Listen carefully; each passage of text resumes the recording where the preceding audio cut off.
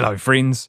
A quick content warning. This podcast is about sex, which you probably know already, but, just in case you hit play accidentally. This episode in particular focuses on a couple's journey with infidelity. So if that hits close to the bone, please do take care of yourself. There are also brief mentions of domestic violence and substance abuse. Some names and locations have been changed. This podcast was made with the support of New Zealand On Air. You're at a dinner party with your friends. It's nice. Everyone's getting along, the food's great, and then your partner decides to tell a story. That story. The one you've asked them not to tell because it makes you look terrible. Everyone cracks up and you try to laugh along with them, but you're gutted. How could they? Again. The evening goes on, but your heart isn't in it anymore. You just want to go home. Or how about this? You get home from work really excited. It's been a huge day. You slayed it. You can't wait to tell your partner. They're in the kitchen. Hey, oh my gosh. Want to hear about my day now? But they're distracted. Are they even listening? Oh my God, did they just pick up their phone? I'm just finishing this email. Your heart sinks, but they don't notice that either. You leave the room deflated. Okay, one more. Your partner's been acting strange, distant. While they're in the other room, their phone pings. And you know you shouldn't. But you look. It's a random message from someone called Dave, apparently. So why is Dave saying that he misses you and he can't wait to see you again? You drop the phone as your world implodes. Ideally, you wouldn't relate to any of these scenarios, but you probably will. Even if you've never had any of these specific things happen, you'll recognise the feelings. Hurt, disappointment, betrayal at the hands of somebody who's meant to love you. In the world of relationship therapy, this is called a rupture. And no matter who you are or what your relationship is like, rupture is inevitable. I don't know what to do. It hurt a lot. Something didn't feel right. I don't want to talk to you about this. Let's fight this out. I didn't think that anyone could do this to another person. But here's what I find most interesting about all of this. The size of the rupture has very little effect on whether the relationship will actually recover. Couples can survive earth-shattering betrayals, and they can also fall apart over something so trivial that no one even remembers what it was about. What makes and breaks relationships is our ability to repair. When ruptures aren't repaired, even the tiny ones that seem like nothing, they can add up to something that's really hard to come back from. Deeply held pain, distrust, disconnection, and resentment. What is it now? What have I done wrong? What am I not doing? How am I disappointing? In this episode, we're going to spend time with a couple who've been through a significant period of rupture and who are now doing the painful and painstaking work of repair. You're asking this person who's done this terrible thing, like, now you need to try and fix what you've done and try and make me feel better. I'm Melody Thomas. Welcome to the Good Sex Project. This is episode 2, Things Fell Apart.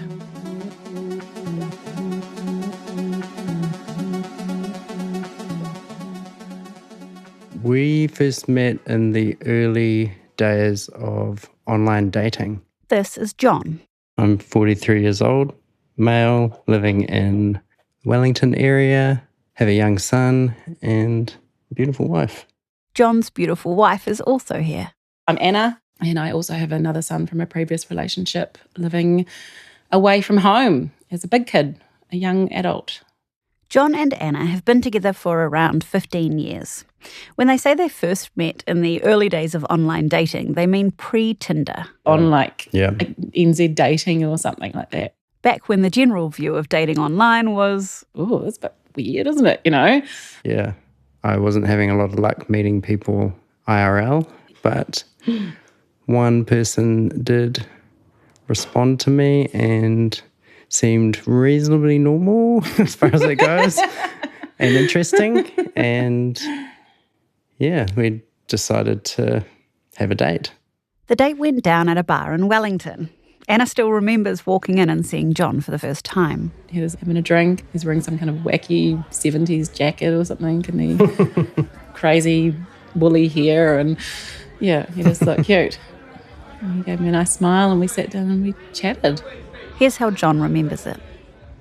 She came in absolutely beaming and I was floored. I was like, this girl is incredible. I knew from that instant, yeah, she was just so beautiful. And then I think the date went on all night. We went out to a gig and went dancing.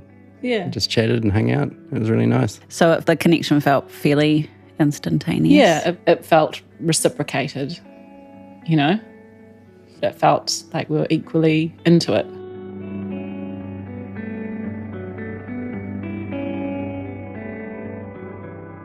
John and Anna kept dating. Eventually, they made it official and moved in together. After 8 years, they were well and truly on the relationship escalator. You know the one. Get married, buy a house, have a kid. Did you feel like you were just on a trajectory, ticking the things off, or were you like, no, I actually really do want to get married and I do want to have a baby, or was it? I often think about these questions, especially as a cis woman. Even my first child, I'm like, I kind of got pregnant and I was like, oh, well, I guess we'll just do that then, won't we? There's not really much alternative to that that's on offer. I guess my previous relationship kind of didn't go to plan. And there's almost like a thing where I'm like, well, we're going to make it work this time around. Do it right this time. time. We'll do it right this time. Anna and John had their baby in 2017. Around this time, they also moved cities, renovated a house, and there were some big changes with Anna's business. It was challenging. It was a lot. Big life changes. It was a lot. Small period of time. Yeah, it was quite intense, actually. Like some good things, but, you know, when you have that list of intense things that happen in your life, they were like all the top things. all at once. Yeah, kind of all at once, really. John especially struggled with the adjustment. I don't know if I was actually prepared for what I would need to do and what that level of responsibility looked like. I certainly found that very challenging. The responsibilities of adulthood are challenging for everyone. And having a baby is one of the biggest challenges of all. It's bound to put stress on any relationship, especially if no one's shown you how to do a healthy relationship. I don't want to put blame on anyone or anything, but I think that what I saw in terms of conflict from my parents was either avoidance or a lot of volatility, a lot of anger or defensiveness. My father had quite a traumatic upbringing, a lot of domestic violence, abandonment. My mum is more kind of meek and quieter and quite a kind person, but there was a lot of conflict that was very one-directional and I think really shaped how I would approach conflict, which is to avoid it at all costs. Because John's parents fought so much and so badly, he began to internalise a certain belief. If there is love present, there wouldn't be conflict. In other words, a good relationship is one where you don't fight.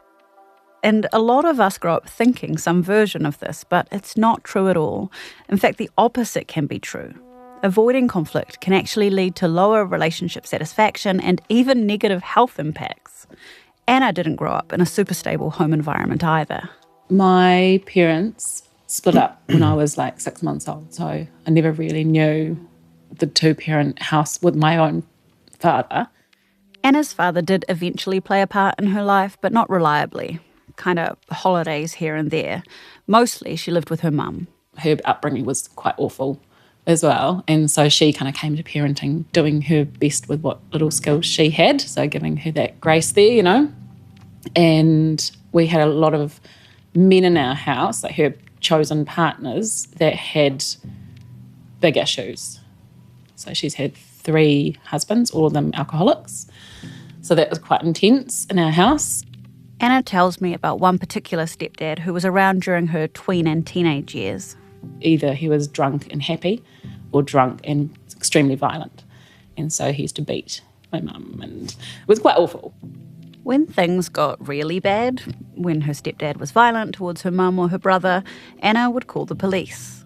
I guess I came out knowing that I'm going to speak my mind and I'm not going to put up with shit and I'm not going to let anyone hurt me and my family. And I see how that's affected me in my relationships, and like I will approach things head on, like what's going on, which has its own issues as well. I see.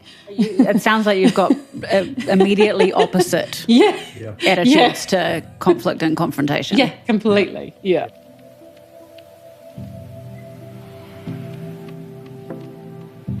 When we think about who we are in our relationships, how we communicate, what we need, what sets us off and what makes us anxious, it can feel like those patterns just appeared out of nowhere, like it's just part of who we are. But what if it's not? What if the way that we show up in love has a history, one that started long before any of our adult relationships began? In this episode, we're tracing that thread and exploring why we're drawn to dynamics that feel comfortable and familiar, even when, if we're honest, they're not making us happy. Attachment theory was first developed by a British psychiatrist named John Bowlby in the late 1950s, and it's since become one of the go-to frameworks that therapists use to understand relationships. At its core, it suggests that the way we connect with others isn't random. It's shaped by our earliest experiences of closeness, care, and safety.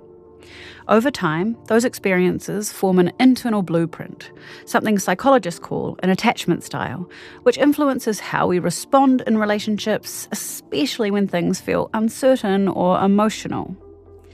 Maybe you've come across this before, taken a quiz or read an article, and landed somewhere on the mix of anxious, avoidant, or disorganised. Or maybe you even got secure, the straight-A student of attachment styles. It's not me, but congrats if it's you.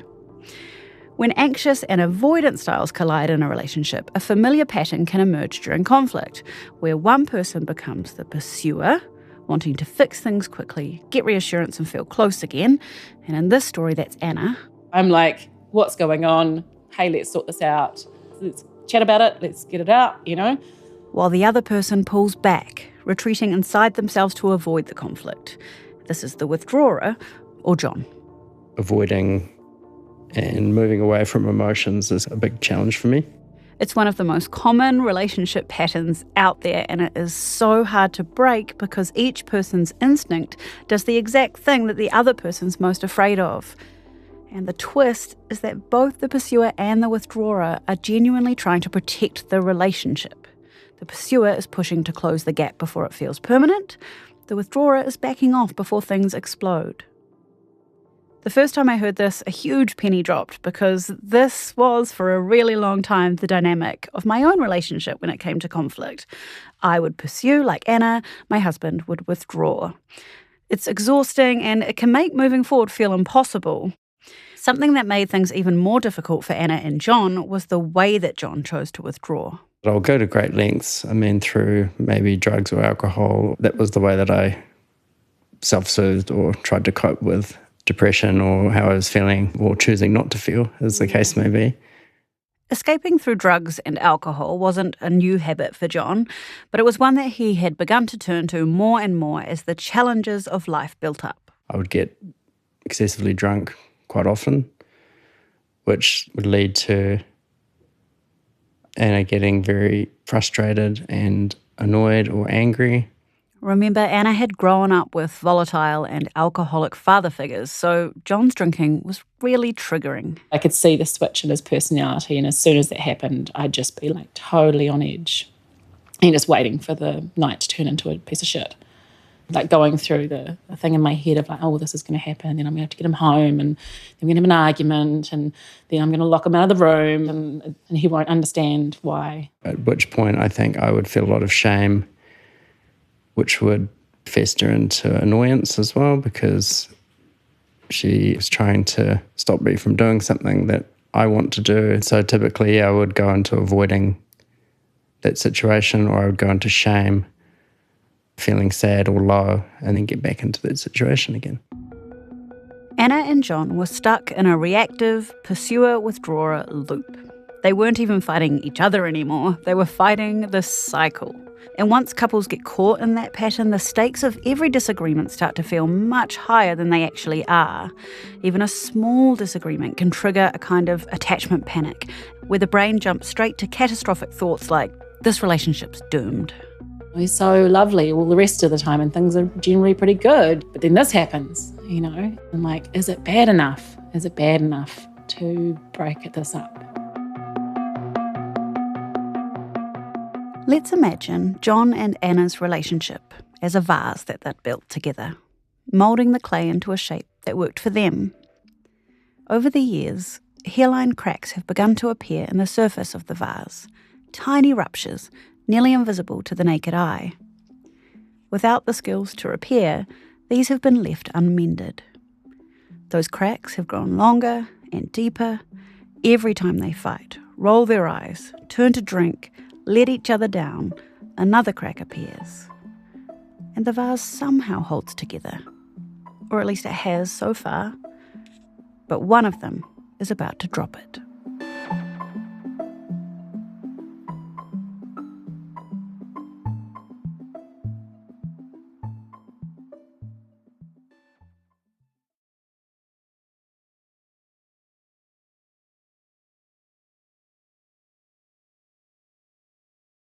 I guess should I start?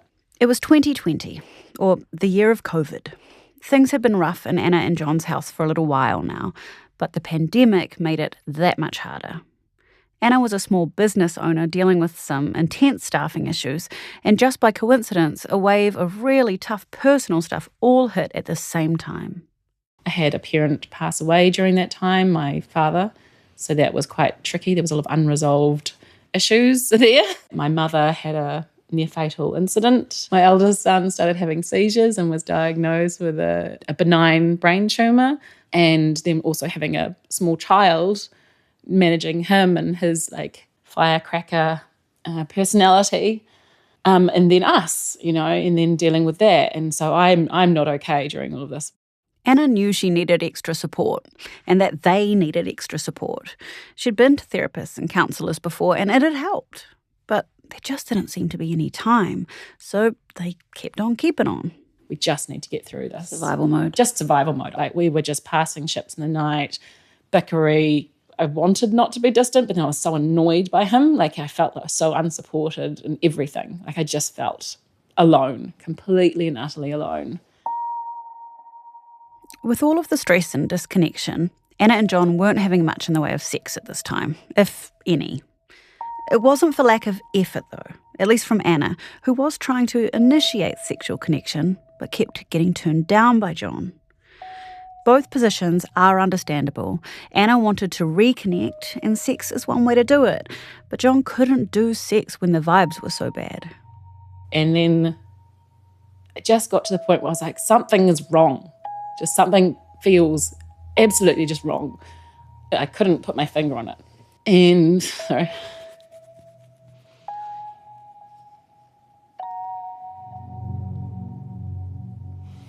And one day he was away for a night on a work trip. And I was like, I'm just going to have a look. I don't know why, but I was like, I'm just going to go and have a look at the iPad and just have a bit of a nose around. And then I went through the messages which were connected to the iMessage. And then I just saw one message there. And that just triggered the unravelling of everything, really.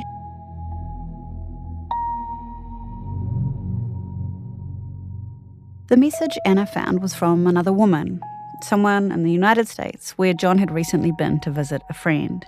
And it was immediately obvious that John and this woman had hooked up.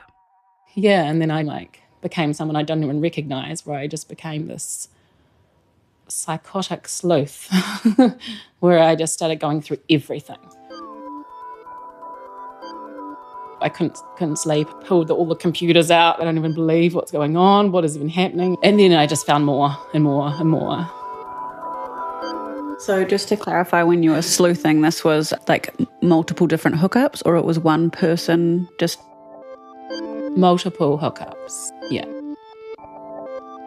I just went through so many different emotions. I was angry, I was in denial, and I just felt completely blindsided. Did not expect this. I knew something was wrong, but this is not what I thought was wrong. I didn't think that anyone could do this to another person. You didn't think that I would do that to I didn't you? think you would. Well, and the thing is, we can go into this more, but I guess should have, the red flags are there because he did do this once. And I thought it would never, ever happen again. There was an infidelity earlier in the relationship. Very early, yeah. Apparently nothing physical. He'd just been talking to people. But that early betrayal hadn't been repaired properly. I suppose it was just don't ever do that again. It was I won't do that again. Okay, great. And that's it. None of the underlying stuff gets sorted out. It's just... No, there was no work done. Yeah. It's hard to get a really solid idea of how common cheating is for a bunch of reasons. First of all, it depends on your definition of cheating. Is sending flirty texts cheating? A drunken pash that never goes any further? What if your partner falls in love with someone else but never acts on it? What constitutes cheating is different for every relationship, so there's not really any clear objective definition that would work universally. Also, most of the data on cheating is based on self-reporting, so it relies on the people filling out the survey to be totally honest and transparent, which a lot of people just wouldn't be, out of denial or shame or fear of being found out.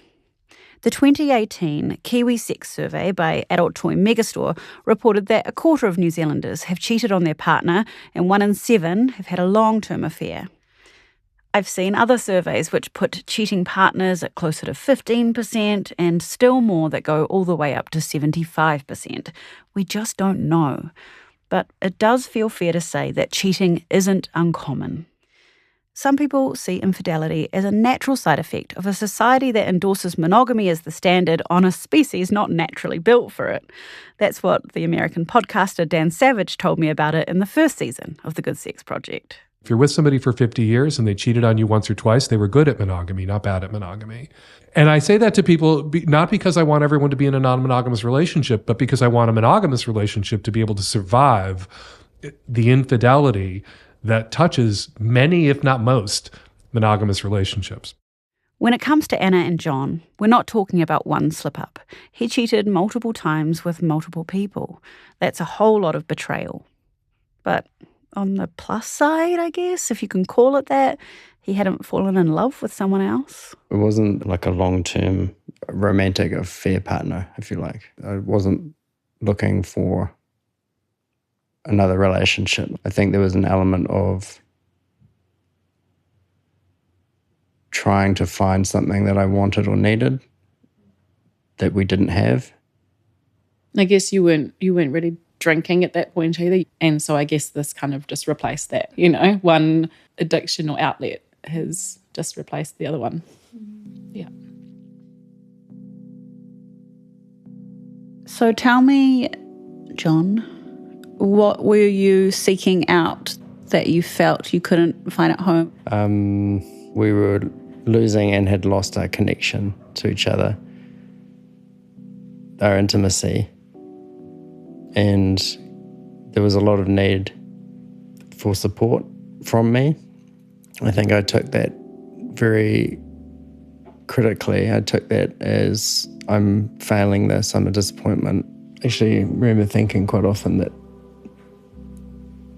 you hated me. He's not wrong. There were times when I was like, this person doesn't want to be here. Yeah. I think she was really pleading with me for support and help. And it was intensifying.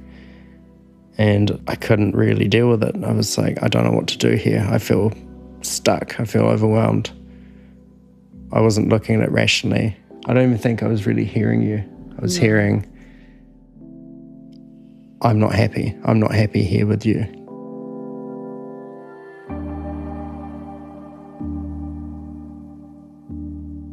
I wish I could say that I don't hear some version of this all the time, but I hear it all the time.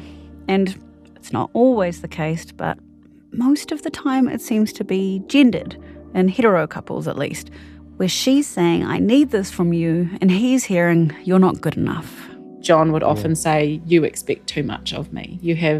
Or the expectations are very high. I'll never meet what you think? Yeah. You know? And I remember asking him specifically one night when we were having this discussion, I was like, what is it you think that I expect from you? And he kind of was like, oh, that I put our child to bed at night and that I do some cooking and there's something else random as well. And I was like, that doesn't sound like a lot. It's also not actually all that Anna needed. The main thing that was missing was emotional support. She wanted to feel heard, held and seen, like she mattered to John, that he had her back. And I remember specifically you saying to me, well, what are your expectations? And I'd say, oh, I don't really have any.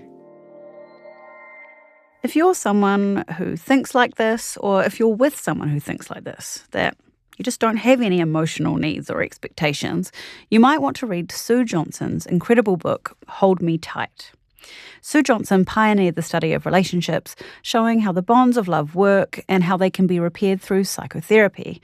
She also developed emotionally focused therapy, which is a structured approach to couples therapy that can have huge and profound impacts.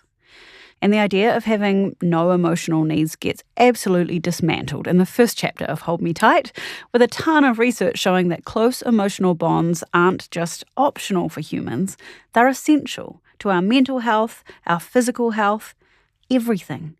Securely attached adults are more curious, more open, more empowered, more confidently independent. They're also less likely to have dangerously elevated blood pressure, an imbalanced immune and hormonal system, and they even heal faster. Anyway, back to Anna. During this, like, something's not right phase, I was like asking questions and been like, okay, how can I phrase this so that he doesn't freak out?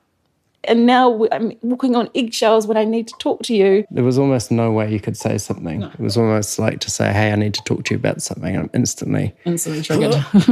Tensed up, like, what is it? What is it now? What have I done wrong? What am I not doing? Yeah. How am I disappointing?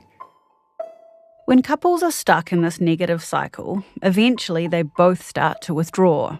It's a coping strategy, a way of closing yourself off to the relationship before it becomes closed off to you. Vulnerability is suppressed, issues aren't even brought up anymore. Pain or distress becomes replaced with a kind of numb resolution. Sometimes at this point, validation that can't be found within the relationship is sought elsewhere. In the infidelity world, they call them D-Days. D-Day means Discovery Day, or the moment that a betray partner learns about their partner's affair. Did you contact John that evening? Or did he just get home to... Well, I sent him multiple messages and just deleted them. There were multiple messages in Messenger, just... I can't believe it. Delete. What the fuck? Just messages, and I just deleted everything. And then my final one was just a screenshot of it. It being the message from the American woman. We need to talk about this when you get home. Yeah, and at that point I knew that things had blown up and... time to deal with it. Yeah, there's no running away from that one. No, it's some real life shit. Yep. Here's the good news about infidelity. It is survivable. It's never easy, and it might not even be what you want, but a whole lot of couples do manage to stay together and sometimes even build something stronger after a betrayal like this is discovered. At the time of Anna's discovery, she'd been listening to a lot of Esther Perel podcasts. If you don't know her, Perel's one of the world's leading authorities on relationships.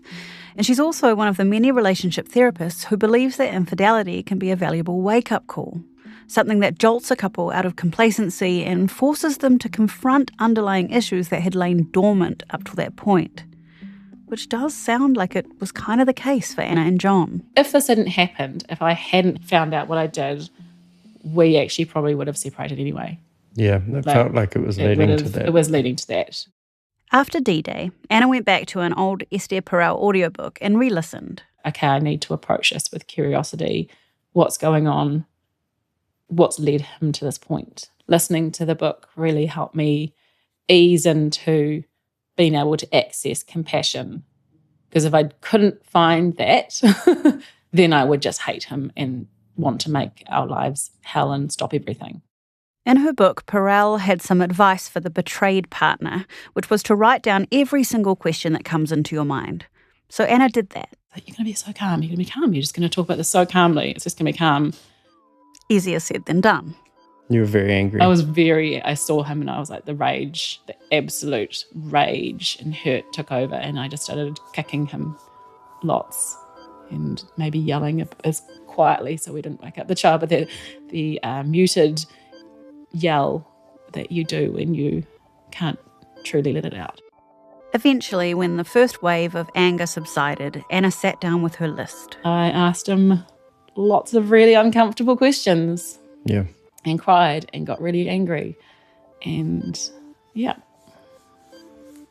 I don't know if you can hear that sound, but it's John rubbing Anna's leg to comfort her, which is something he was doing for basically the whole interview. I said, you will sleep in the spare room and I don't know what's going to happen. Luckily, I'd actually booked a holiday with a friend and I was leaving in a couple of days to go away for a week. While she was away, Anna did a lot of thinking. She also had some fun, snorkeling and hanging out with her friend. So by the time she came back, she felt ready for the next stage of the process. Yeah, so we did a formal therapeutic disclosure with the therapist guiding us. So basically I had to write out my full sexual history, the history of my acting out or infidelities, and that's presented in quite a factual, rational timeline, start to finish. And then we also prepared letters for each other. So Anna prepared a letter for me, which was how the revelation of the infidelity had impacted her. And the letter that I wrote was an acknowledgement of what I'd done. I mean, it was good to do it, but there was actually still some revelations that came out afterwards. Yeah, you heard that right. John left some stuff out of that letter. He didn't tell the whole truth, and Anna was in for another D-Day about a year down the track. Yeah, we actually got to we were actually in quite a good place. And then I found out some more information. And I came to him and I said, you need to tell me this now, otherwise we're going to separate now. You need to give me everything now. So there was a kind of a second discovery day, which was really, really hard. And it put the trust back at near zero again.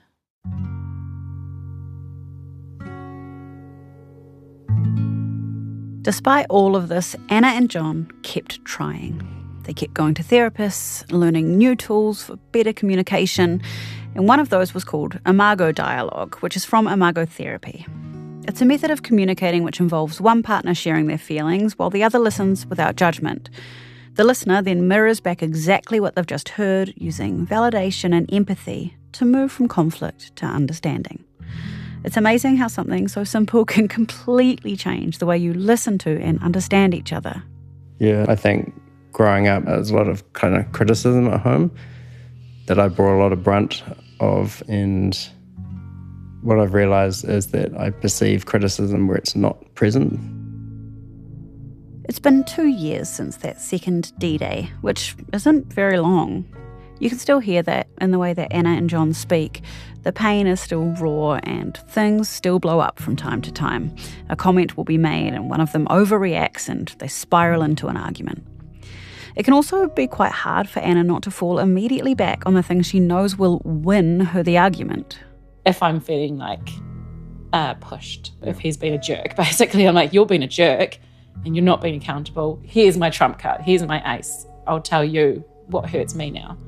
You betrayed me badly. You don't get to tell me how you're hurting. It's not a club that I want to be in. I don't want to have this ace card where I'm like, ha-ha, well, remember that time you went and fucked heaps of other people?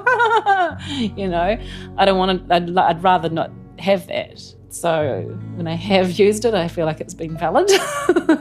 But I don't want to use it. I don't like it. No, and I guess part of healing would be that eventually you won't need it. Yeah, I'm kind of hopeful. But then there's also a fear as well of forgetting, you know, like if I do forget it, what if it happens again? And John doesn't actually want to forget it either. So shame, I know, is not helpful. Shame is not really going to serve us well. It's just going to cause me to wallow in self-pity, withdraw. Whereas guilt, it might sound weird, but John sees a certain amount of guilt as helpful. Not too much, because then it becomes overwhelming and then I can't really function.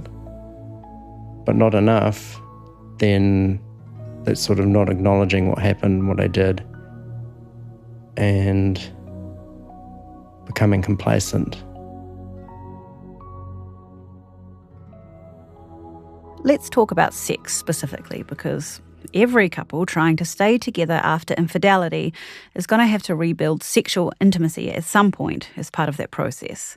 And that can happen in lots of different ways because, again, all couples are different. For some people, sex just won't be possible until trust is completely rebuilt, which might mean a long time. But others can want to have sex again really soon after. That's how it went for Anna and John. And it did happen quite within the month, I think, afterwards, which I was kind of horrified in myself a little bit. I was like, why would you do that with this person that would do these awful things to you? I mean, I know why you would. When you're feeling insecure in your relationship, sex can be a really good way to reconnect and reassure yourselves that everything's going to be all right. And I think there was a little bit, they talk about it being kind of a trauma bonding as well. But it maybe was nice that we did kind of, and dare I say, rip the Band-Aid off sooner. You know, when I talked and heard from other people and they're like 6 months, a year out, and they're like, no. And I'm like, but if you can't in that time, are you ever, like, when will you ever connect?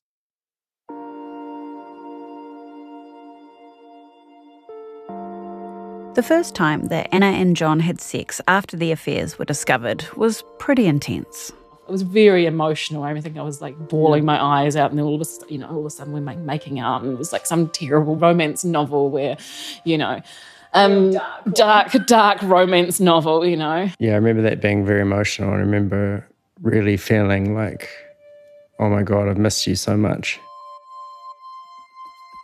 But then I think from that, the comms, sex comms, increased. Remember when I said that a lot of therapists view infidelity as a valuable wake-up call for relationships? Well, that can apply to people's sex lives too. Back when Anna and John first got together, the sex was nice, but there were little, maybe not red flags, but orange flags that would have been good to investigate and unpack at the time. We did have good sex, but there were times where I would initiate in certain ways that he maybe reacted in a way that was not so positive. Like I surprised him once at work and he was not, like, eventually it was okay, but the initial reaction was like, the anxiety this is too much. The reaction that I was kind of continuously getting was, Over time, this pattern where Anna came in hot and excited, like, woo! and John responded with, began to eat away at their sexual connection. But they didn't know how to talk about it. I was like, well, I don't know what you want. You're not telling me what you want. There's no way we can talk about sex. Let's just have sex. So they would try to just have sex. I would be half asleep. He'd roll over and try it on. I'm like, I don't want that. And I didn't say what I did want, but I said I didn't want this. And John was having even more trouble finding his words when it came to sex. Literally. I'm only recently been able to say the word cock. Because for a very long time I was just like, I can't say that word. And my friends would be bantering and I would just be like, I'm mortified. Say it again. Cock. After the D-Day, or D-Days, this has all started to shift. And both of them have not only started to figure out what they actually do want from sex together, but how to ask for it. John he's been articulating what he wants, what he enjoys. And it's even silly things, like he was like, I want to do dirty talk. And I was like, oh, okay, we can do that. Like, is that it? Like, is that... It's like a big revelation. Like, you're not like wanting me to like dress up in like a leather suit and like, you know, get a gimp mask. That's like cock sometimes. I just want to say cock. I just want to say pussy. Okay, all right. Well, we can totally make that happen. And also, like, me being able to say, yeah, I want to be a dirty slut sometimes in my relationship, you know, and that's okay. Yeah. I read recently Want by Gillian Anderson, fantastic, you know, about the female desires and the fantasy, you know, and I'm like, oh, it's been a long time since I had a fantasy. Expanding their vocab has led to expanding their toy collection as well. We've got a little pink suitcase, and it'll bring out the pink suitcase. So that's quite fun. It is quite fun. And all of this adds up to Anna and John, totally against the odds, 15 years and more than a few ruptures in, having the best sex of their entire relationship. This is kind of what I've always wanted, and I'm assuming that's what you've always wanted as well, so that's quite nice. Yeah, I think it's so hard that they have to go this way to get to what we wanted, needed.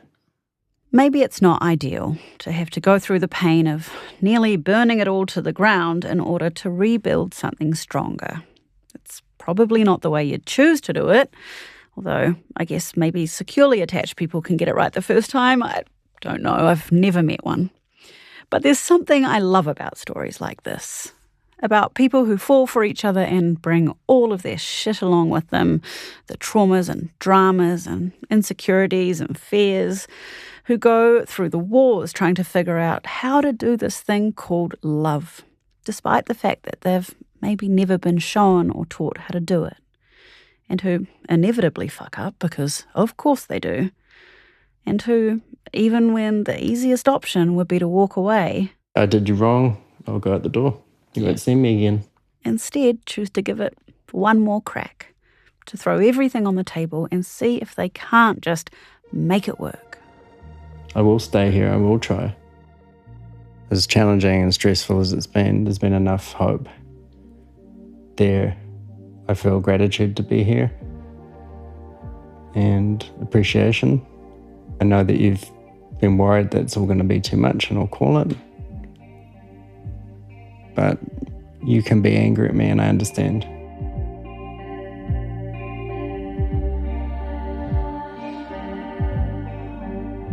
Anna and John are still deep in the hard work of repair. They're taking things day by day. And some days, hope prevails, whereas on others, despair. Only time will tell if they manage to pull it off. I haven't even now said, oh, we'll stay together. It's just been like, we're just getting on. And it's tricky because I think that we're in a constant state of him having to prove himself to me, which is kind of sucks, you know. I'm like, how, you know, everyone's listening, they're like, oh God, they should just break up. Jesus, why does he have to go the extra mile all the time? That's showing up, right? It is, but I'm kind of expecting you to show up like 150%. And then there's part of you that wonders at what point asking for 150% is going to become too much and he's out. Exactly. At what point are you just going to be like, nah, you are actually expecting too much of me now. But that's sort of the choice, and I think that's the price to be here. But I'm kind of hopeful. I'm aware of that. That over time, if you consistently show up and go the extra mile occasionally, those wounds will be less apparent, and I will start trusting that you're just actually going to have my best interest at heart. Showing that I have your best interest at heart and being consistent. Yeah.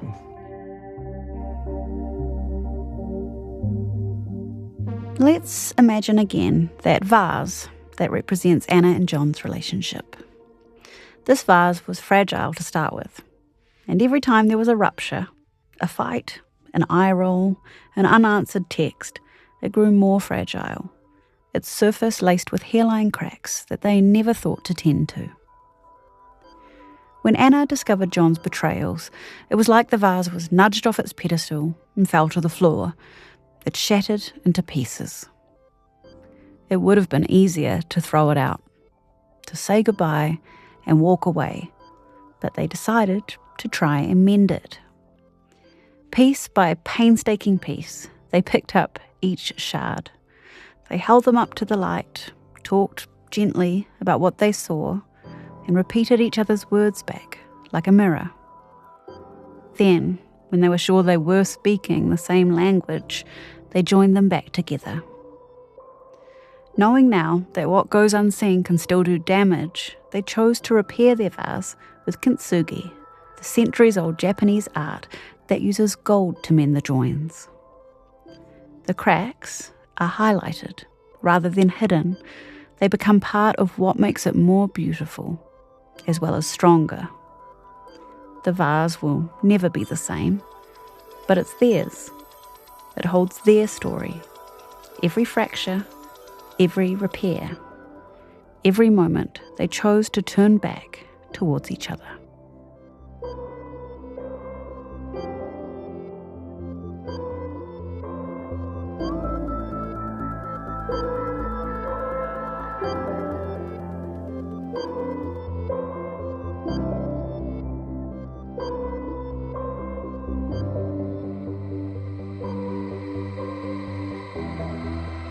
In the next episode of The Good Sex Project, we're hanging out with a couple of single folks in their 40s. Do I just desire the Cinderella story, or do I really want someone in my life? I just wanted it so bad that I lost myself entirely. And with the help of one incredible single lady, we're going to flip the sad, older single person narrative on its head. We are happy and flourishing because we are single, not in spite of it. That's in episode 3 of The Good Sex Project, out next week.